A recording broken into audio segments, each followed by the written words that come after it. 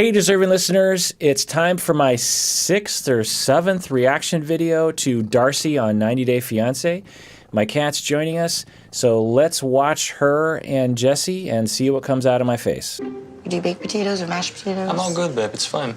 I just want you to be excited. This is kind of like, you know, a test to see what it would be like if we got married and lived together and stuff. Yeah, let's do it. Just no sassy attitude, please. What did I do now? I just want to have a nice day. Can I say and something? Experience that. Well, you like to say things a lot, and you like to bull a lot, so. So it sounds like we're starting off right where we left off in the last episode, where right away, the next morning, conflict and contempt, put-downs, and really toxic behavior. It's awful to watch. Doesn't bode well. Oh, look, baby. You want Pampers? You keep hinting like you want a baby. What? What do you mean? I'm not hinting at all. In Amsterdam, you always went to that aisle. Crazy. I remember. What's wrong? Do we need some juice? So we're starting to see a repetitive dynamic where she says something kind of playful. She's a playful person. He points out the Pampers and he says, oh, you know, you're dropping these hints like maybe you want a baby. But then he snaps at her. What? No, I'm not. What are you talking about? It's never like a playful response back, or at least what they show us on the show, which who knows if they edit it severely. It's never a playful response back. It's always seemingly misunderstood and then seemingly provoking some kind of aggressive, angry response from him. Like in the previous episodes where she would move over, like, oh, you're kind of jabbing me. He interprets that as this grand gesture of horrible, hurtful, despicable behavior, and he reacts accordingly. This is where I can't diagnose. I always say this. I can't diagnose from afar, 1. 2, when I diagnose people with personality disorders, I work with them 5 to 10 sessions, and they are willing to talk with me, and they give me enough material that I can actually start to have an idea of what their personality is like. So obviously I can't diagnose him because he hasn't come to my office, and it's all through the veil of a reality TV show. But people who exhibit that behavior and all the other behaviors that were being shown through this TV show is consistent with what I have seen in my office, because I specialize in this kind of thing, with people at least on the narcissistic spectrum. Now, for you out there in internet land, you have been fed a definition of narcissistic personality that is in all likelihood in grave error. Research shows that half to more clinicians don't even understand narcissistic personality disorder. When we actually study ourselves and test us, I can't remember the exact percentage, but an alarmingly a number of clinicians don't even understand narcissistic personality disorder, let alone lay people. Understand that you might understand. Now, there's nothing wrong with you being able to label people as that's arrogant or that's narcissistic or something, but narcissistic personality is a very specific thing that is very complicated. If you've heard of borderline personality disorder, histrionic, psychopathic, often used, the word people use on the internet is sociopath. These are extremely complicated things. Take it from me. I have always been interested in these things, and I've been studying them for over 20 plus years. And it probably wasn't until 5 years ago that I really understood any of it. And I'm a teacher. I'm a professor. I've been teaching this kind of thing. And I had just enough to teach it, but not enough to really get it. I didn't really get it until the last 5 years. And really, the podcast gave me an opportunity to deep dive into all these areas and really get a sense of it. Also, working with client after client after client, hour after hour after hour, year after year after year, you get a better sense of personality because clients open up, they tell you what's really going on for them. I get the benefit of hearing their history and what kind of mistreatment they went through and the adaptive defenses they developed early in life. And so I have a very felt sense, the rich, holistic sense of what personality disorders are. Anyway, I can't diagnose him, but the behavior that he is exhibiting in whole up until this point would provide a hypothesis that he suffers from narcissism, and people suffer from narcissism because when we're mistreated growing up, we have to make choices about how we're going to defend ourselves. One of the ways that children, young children, 2 years old, 3 years old, will learn how to defend themselves is to say, I don't need anybody. I'm perfect. They are terrible. I can do everything on my own. I don't need other people. And of course, if you're 2 years old and you're having to make those choices, like I need to depend on my own, you can imagine how much mistreatment you're going through, especially if you have a parent that is obviously incompetent. Then sometimes the system actually will elect a child to be the competent one over the parent. We sometimes call this parentification. I have no idea what his history is like, but I wouldn't be surprised if there weren't elements of that. A parent who suffered from substance abuse of some kind of chaos, he was elected by the system to take care of them, and he had to cope with that emotionally in a very severe way because it was such a chaotic, scary moment for him. Again, I don't know him, but people like this is usually what I find. And one of the defenses that they build is like, I'm perfect, other people are crap, because that perfection that they trick themselves, that they have a fantasy about, protects them from the deep reality that they're not perfect and that they do have flaws, and that maybe the reason why they're not being treated well is because they're deeply flawed on the inside. And so to protect yourself from that notion of like, the reason why I'm not getting the love and attention I need is because I'm deeply flawed. To protect ourselves from that very, very painful notion, we build this very, very thin veil of perfection, and I'm superior, I'm better than everyone, and I need to make sure I look for evidence of that and establish that everywhere I go. Otherwise, those distractions won't be available, and then I have to look into the worthlessness that I feel on the inside. And one of the things that will produce is a lack of sense of humor, actually. Not always, but sometimes. You will find that in order to have a sense of humor, a lot of the times you need to be able to withstand insults, because a lot of humor involves little jabs at each other. And in this moment, we wouldn't call it a jab, but it's a tiny, tiny little jab amongst some other messages that she's giving across when she says, yeah, you seem to have a lot of hints that you want a baby. Now, most of us wouldn't even notice the tiny little jab in that statement, but people who are very sensitive to that and were mistreated growing up, then that awakes all of that pain that they went through early in life. And the little jab is, you are being passive about your communication, or you want something from me that I can give to you. And the jab is that I have power over your life. I mean, I hope you get what I'm saying. And in that jab, that's the dominant focus for the person.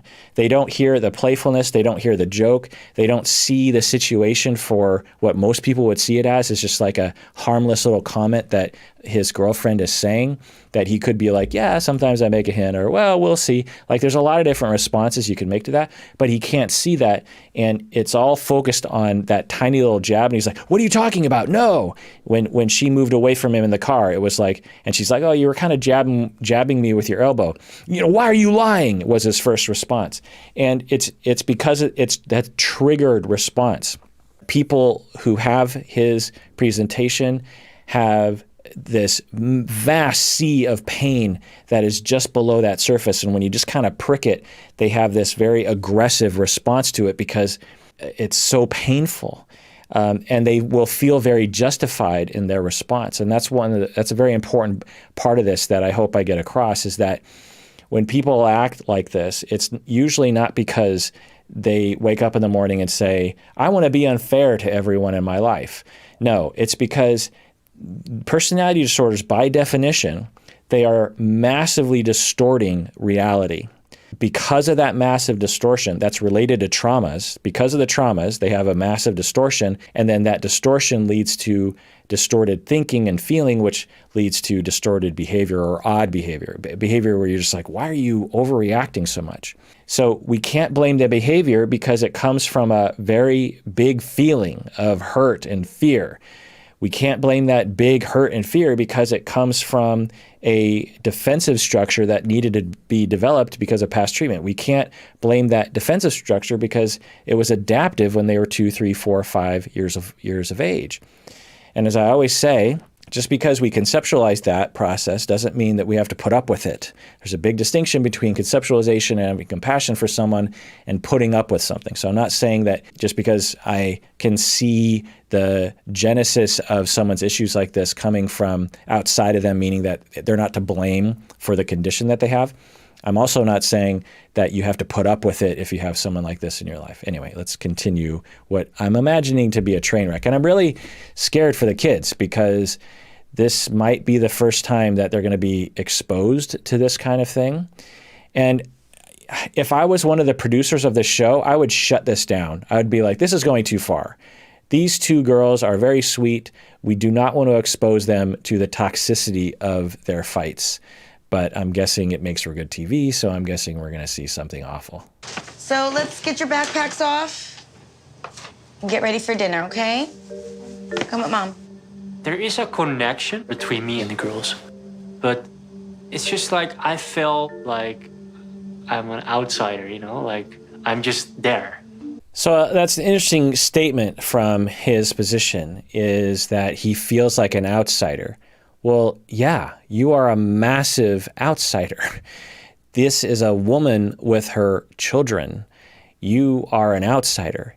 The fact that you feel like an outsider means you have a rational take on the situation. He seems to be complaining that he's an outsider. Yes, you're an outsider, meaning that you have to wait your time out before you are allowed to be on the inside of this family. Given everything else we've seen, I wonder if his veil of superiority and veil of specialness is being challenged by the fact that he feels like an outsider, which is the way that he should feel.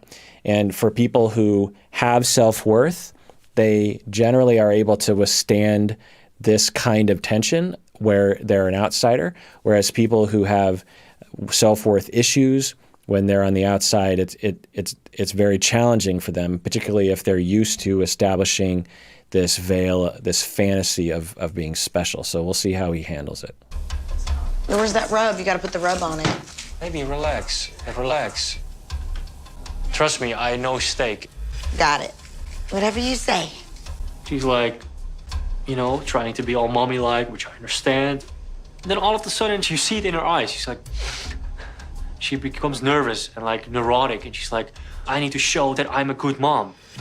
So it's impossible for me to know, but for people that I've treated who have a condition of narcissism, or in another way of putting it, avoidant attachment style, when there is that look in their partner where he's saying it neurotic, it worries the people in from the other side. And for the Jessies of the world, it worries them. And it's like, oh, you know, there's some tension there. And that's scary because deep down, they want attachment security. They want that kind of stability. And any indication that that is being threatened, it's very scary for them. And their normal way of coping with that is to distance themselves from other people, to distance themselves from their emotions, and to establish a veil of superiority, because it's like, oh crap, here comes the onslaught of chaos. I better establish that I am superior. I don't need anyone, and everyone else can go to hell. So I'm worried that he's going to go there, and it's going to be in front of the kids. I don't know. I can't diagnose him, of course. I have no idea of knowing, but I have seen this pattern before in other people that I have diagnosed. I just stirred it. I know, but it gets sticky. I just stirred it. Okay. You gotta cut it on a bias, babe. Like, you gotta slice it on the side. I used to work in a restaurant. Oh, don't push me. I'm not pushing you. If you cut it like on the bias, it stays juicy. Honey. I'm just helping you. We're doing this together, right? So if you cut it on a bias at a slant, it saves the juice. I've worked in restaurants, so okay. I'm done. I know how my kids like it, so.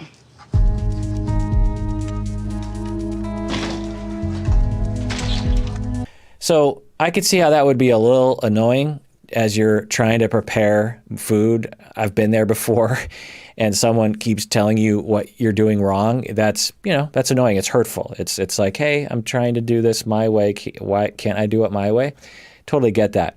But the functional response to that is to be like, hey, could I do this? Or to get a good gauge of the situation and say, look, I am an outsider here. I want tonight to go really well. I'm not going to get hung up on this detail of how to cut steak. I'll let her do it, and I'll focus on something else.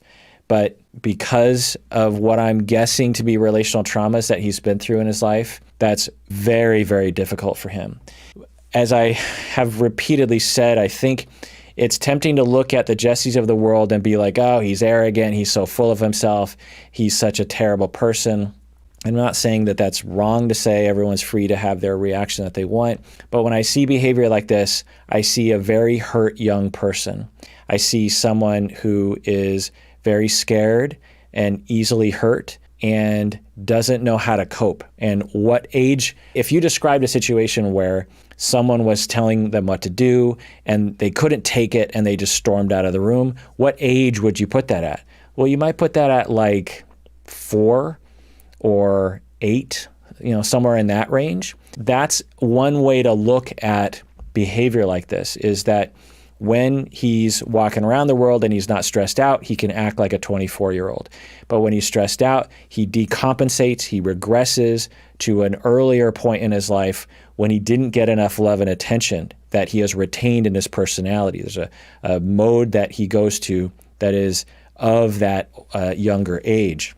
If a 4-year-old got frustrated and stormed out of the room, it would be annoying to us, but we'd say, well, 4-year-olds, it's hard for them to cope with their emotions. Maybe he needs a nap, that kind of thing. But when a 24-year-old does this, we tend to see it as like, well, what's going on here? How come this is happening? But we all do this. You've done this before. You've stormed out of a room before. You've gone to that earlier place. I've gone to that earlier place, and I've decompensated. I've regressed. We've all done it. It's normal. I'm not saying that Darcy needs to put up with that. I'm just saying that that's what I see when I see this sort of behavior. And it makes me feel bad for him. It makes me feel tremendously bad for Darcy and her daughters. Jesse just walked out. Kind of at a bias. Like this. We had a lovely preparing dinner all together as a family, as she wanted. Then the only thing I was doing is preparing the steak, and even that she wants to take over. What do you want me to do? To stand there and just watch? Yes, Jesse. Just stand there and watch. It's fine. You don't have to be in control of every single thing that happens. It's okay. You can be vulnerable. You can take a step back and allow other people to take over. You can trust other people. I don't know if you can trust Darcy, but you can trust other people. Yes, the answer is yes. You could have done that. You could have taken a step back and let her do everything. It would have been fine. Nothing was threatening you. That's what I would want to say to him. But, of course, it feels like a threat to him in all likelihood, because of that mistreatment that I'm guessing he went through in life. I have no idea, but he exhibits that sort of vulnerability. No, listen, we are interacting as a family. We all do something, and then I cut the steak, and then she's going to like this. I want to do it. This is just madness. Now, I will say that there's a possibility that Darcy was actually using this situation of the daughters to jab at him a little bit. It makes total sense that Darcy would have some built-up hurt and anger that has been yet to be received by Jesse that Darcy wants to communicate. She probably has a lot of hurt feelings about things that have happened in the past, and whenever she tries to confront him when it's just the two of them, then he will not be receptive to that. And maybe Darcy in this moment was like, well, because my daughters are here and he's on his best behavior, maybe I can kind of jab him a little bit because I have some unexpressed anger towards him about things that happened in the past. And so I'm going to slightly provoke him. Now, I will say that his response doesn't seem like a measured response to the situation, but it just makes me wonder if that was at least a tiny factor of what was going on. He's lashing out on her over a steak.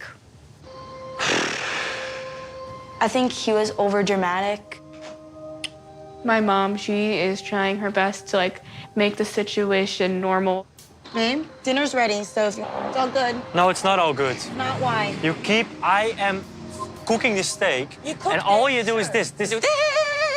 Yeah, because like, if you cut it on a I am not comfortable with the kids witnessing all this stuff. It's one thing to have this happen in a hotel room or an Airbnb or a restaurant.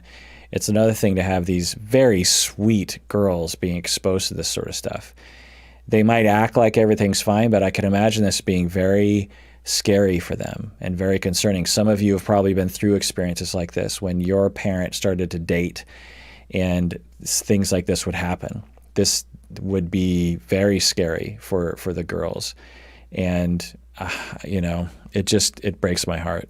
bias that says juicy. I worked in a restaurant, I know, and that's how my kids like it. We were all doing something. I was doing the steak, you were doing the rice and the salad. There is nothing wrong. You ruin everything. Jesse, my children are here. And I was children- very much bonding with the Can we girls. just go eat dinner? Yeah, let's go. This is not good at all. Come on, Aspen. Just want my kids to have a nice meal in a nice home. And now the kids saw that, and that's not what I wanted. And I feel really bad. Yeah, it's just awful. It's just, ugh. How many more episodes are there of this? It's so hard to watch. It's so hard to watch. You know what this means to me? Like, this is a big deal for me, man. And I'm like trying my best to open up and to be receptive as much as I can. And I'm not getting the chance to. Welcome to America. Did one of the daughters just say, "Welcome to America"?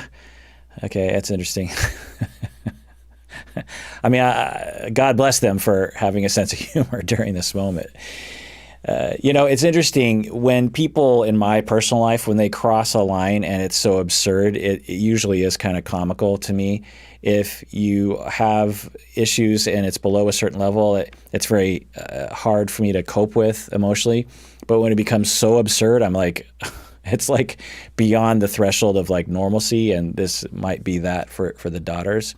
When Jesse says something like, "I was trying so hard and you're making it impossible for me." From the outside, we might look at that and be like, huh? And the daughters might be like, huh?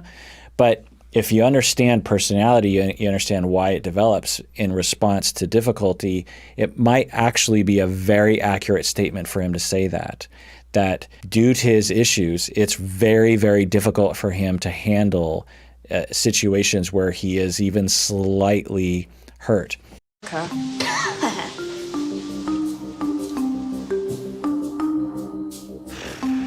I don't think he understands my life, me as a mom, and the responsibilities I have. So it's always interesting to hear Darcy's reaction to these events, that instead of seeing the situation like, wow, he's got issues that are not going away, and he doesn't even admit that there's anything wrong with him.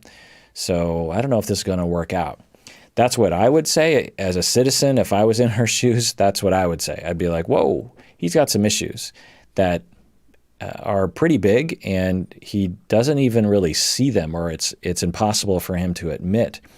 It'd be one thing if he did those things and apologized later, but he doesn't even apologize for it, which is a quality of narcissism. Because again, you have to have that veil of superiority and perfection. I'm perfect. I'm the best. Nothing's wrong with me. And that's a very thin defense of a vast sea of lack of self-worth. To apologize means you have to puncture that perfection. To admit you did something wrong means that you're not perfect. You're not superior. And to open up the floodgates on that means all that negative self-worth comes pouring through. And so you have to hold tight on that and never apologize, never admit it, not even in your conscious mind. You walk around believing, I did nothing wrong. If you experience that, as Darcy is, it's very frustrating. But it's interesting how Darcy always frames these events as, I don't think he understands my life. And she always has this, what I would say to be a softer narrative than what a lot of us viewers are probably seeing. And I think that points to what I talked about in an early episode, in what just total speculation, that because of Darcy's difficulties growing up, she has a narrative or a schema that she's worthless. There's been a lot of evidence of that.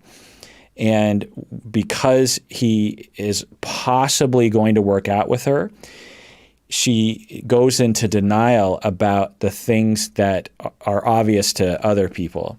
And because if she admits what she is seeing, then she has to break up with him, which she might wonder if she'll ever meet anyone else after him. For us watching, we would be like, Darcy, you're great. I'm sure there's someone out there who will love you for sure. If she were to talk with you, I'm guessing she would say, how can you know that? I've been in a lot of relationships in the past and none of them have worked out. And she might even say things like, I'm getting too old. Like the older I get, the less likely anyone is going to love me. Here is my last chance to finally get someone before old age kicks in and I'm an old washed up hag. A lot of people have those ideas and they're erroneous. I have worked with a lot of newly single, middle-aged and older women who go online to date and they're like, this is not working out for me, but it's a numbers game and it's a time game, and every single person I've worked with has eventually found somebody and been wonderfully happy later in life, by the way. So if I was to talk with Darcy, I would want to know, do you see what's happening here? How are you narrativizing the situation? Why is it that you can't see what other people are seeing? Now, I wouldn't encourage her to break up with Jesse because as a therapist, I'm always open to whatever lifestyle anyone wants to have. I learned that long ago, that for me to have an opinion as to whether or not someone should be together or to break up or to stay with someone, I have found that I have no idea, because love is love and connection is connection and choices are choices. And therapists, we're here to help people explore that and come to their own conclusions. So I wouldn't tell her she should break up with him, but I would wonder, because it seems clear to me that she's sort of turning a blind eye to some pretty obvious things. Now, she could turn her blind eye to the reality that I'm pointing her towards, which is he's got big issues that he needs to take responsibility for. As a therapist, I would offer my services and say, I can help people to feel safe enough to explore those things. I've worked with a lot of people like this. I think I said this in a previous episode as well. I've worked with couples that had much greater conflict than this and managed to turn them around. Now, there's not anything magical or special about me. It's just common to couples therapists because we're trained, we're experienced, we've been through a lot of supervision, we've worked with a lot of clients, and we learn how to help people to know their needs and express them to each other and meet each other's needs. Because right now they're in a lose-lose, but there's a win-win here. That they don't have to lose-lose. There's a win-win. You guys want to go grab Jesse real quick? All right. I don't know what to do. Dinner's ready if you want to come in. Oh, yes, thank you, Espen.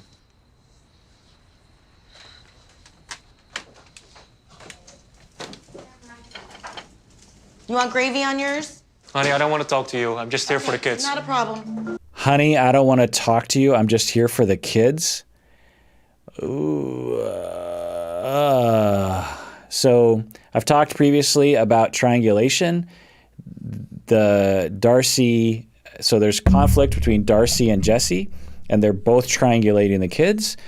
If you were in a family where your parents triangulated you, you know how that feels. It is not a good feeling. It's incredibly tense, incredibly toxic, incredibly scary, and hurtful to children, and not a good idea. What I would recommend to Darcy and Jesse is I would say, let's scrap dinner with the kids. Maybe Jesse goes for a jog around the block. Maybe the kids go home. I don't know, but we do not want to expose these kids to your level of toxicity until you have worked this out, which I don't have much confidence in you guys doing since you had a complete blow up over how to cut a steak. No. Okay, no rice? Cool.